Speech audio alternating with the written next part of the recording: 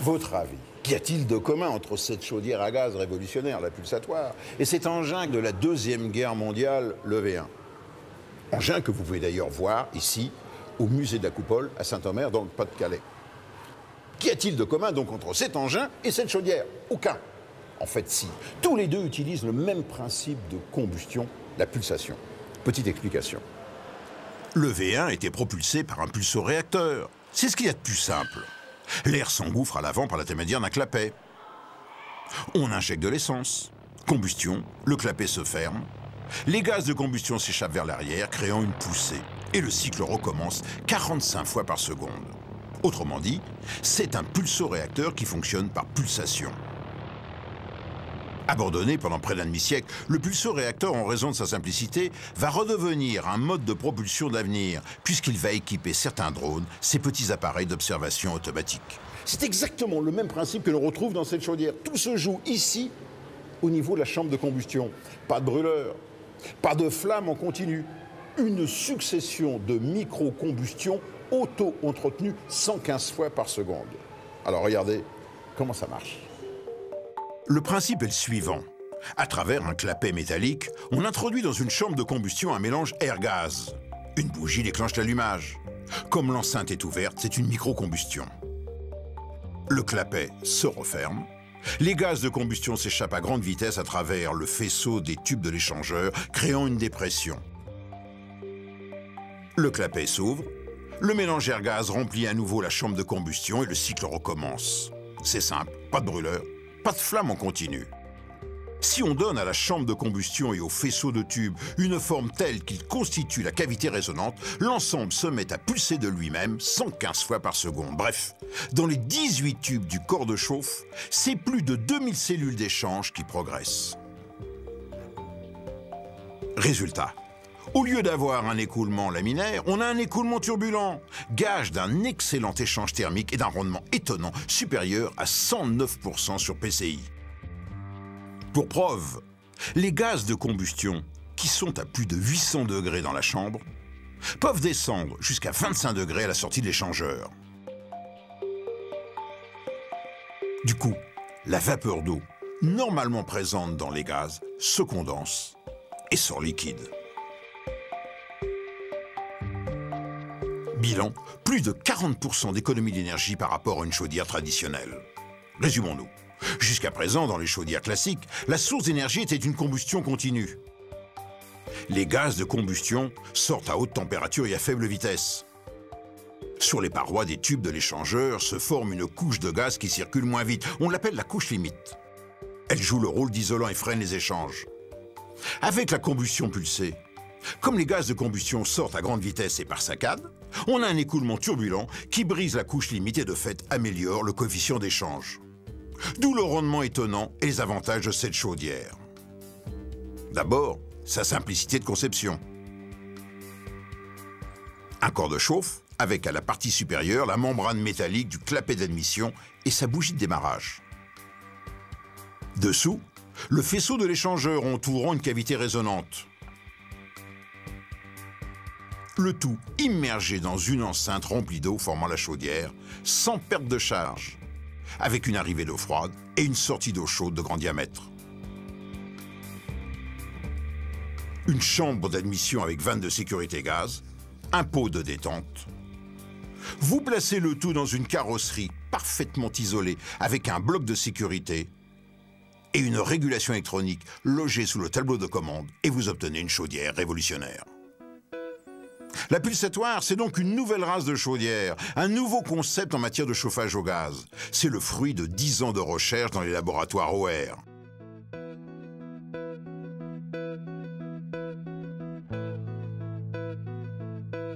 La pulsatoire, c'est la subtile maîtrise de la mécanique vibratoire.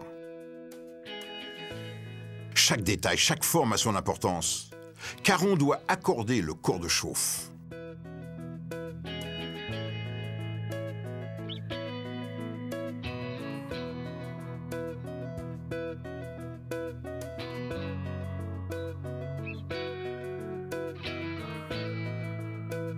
La pulsatoire, c'est également 5 ans de tests grandeur nature en laboratoire et sur des installations industrielles et collectives.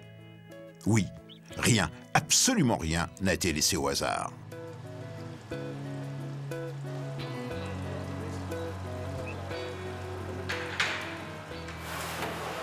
La pulsatoire, c'est enfin la maîtrise d'un outil industriel, gage de sa qualité et de sa fiabilité. Pour sa fabrication, OR a recherché les techniques les plus innovantes, gage de qualité et de précision comme ce robot de découpe au laser ou celui de soudure.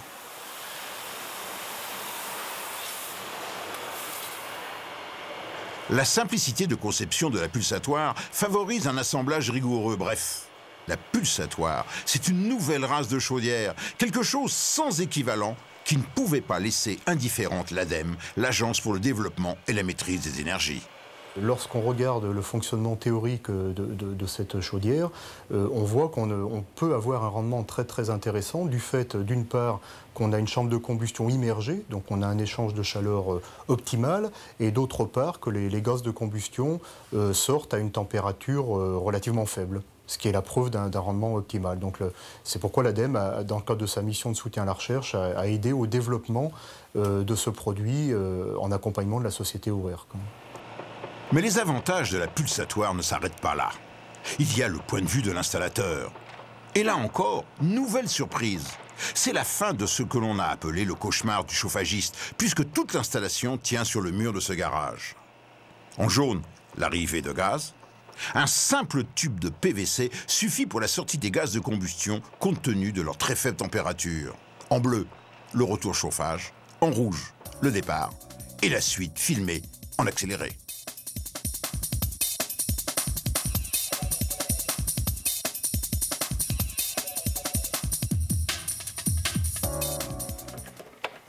Enfin, côté régulation, c'est encore la simplicité et la souplesse qui dominent, puisque le système est capable de gérer 3 circuits indépendants à températures différentes.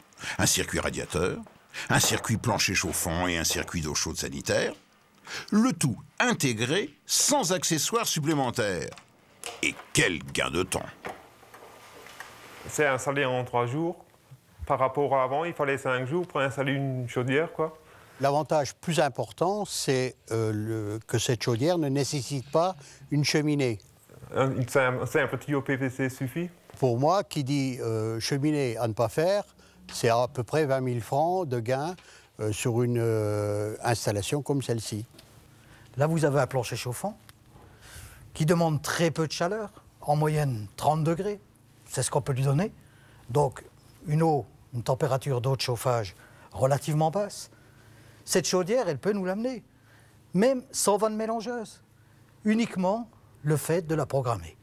30 degrés, aujourd'hui, très peu de chaudières peuvent vous l'amener. Il est vrai que c'est une chaudière très polyvalente puisqu'elle est capable de fonctionner à très basse température pour alimenter par exemple un plancher chauffant tout à fait moderne, comme elle est capable de fonctionner à des températures plus classiques, plus élevées, de l'ordre de 80 degrés, qui pourront alimenter une installation plus traditionnelle, mettant en œuvre des radiateurs, y compris même des radiateurs en fonte qui nécessitent des températures un petit peu plus importantes. Oui.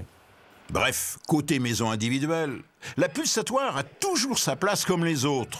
Dans la cave, dans le cellier, dans le garage, dans la cuisine. Et même là où les autres ne vont pas, comme dans un simple placard en raison de sa facilité d'installation, puisqu'elle ne nécessite pas de conduit de cheminée, mais un simple tube de PVC. Côté logement collectif, la pulsatoire fait également merveille.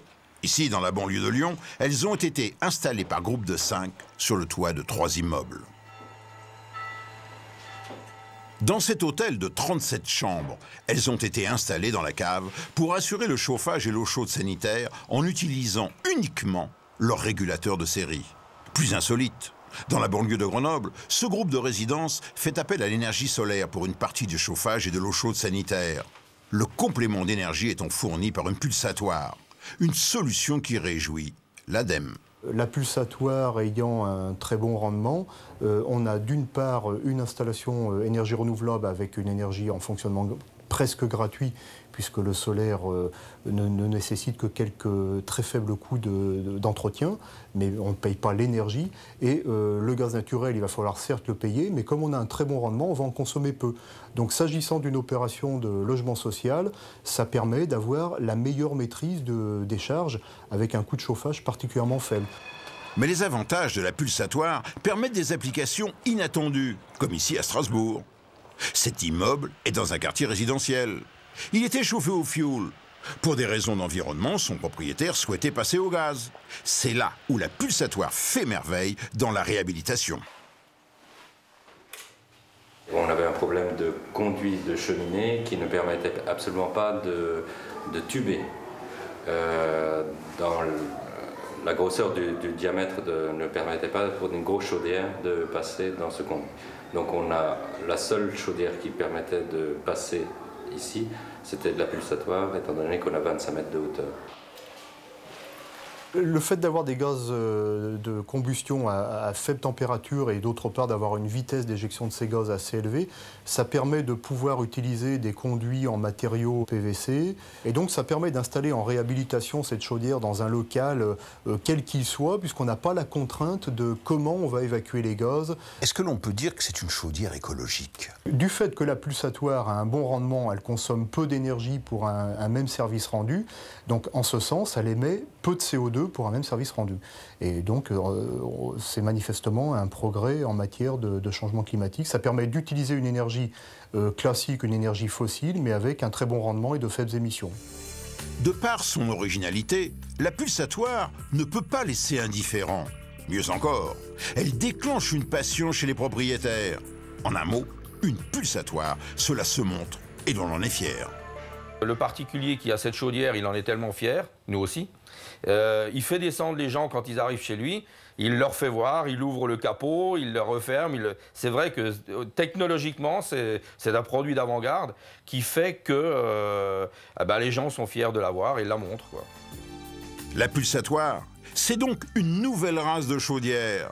C'est le chauffage au gaz repensé. C'est cela le génie de la pulsatoire. C'est simple, c'est efficace et cela marche.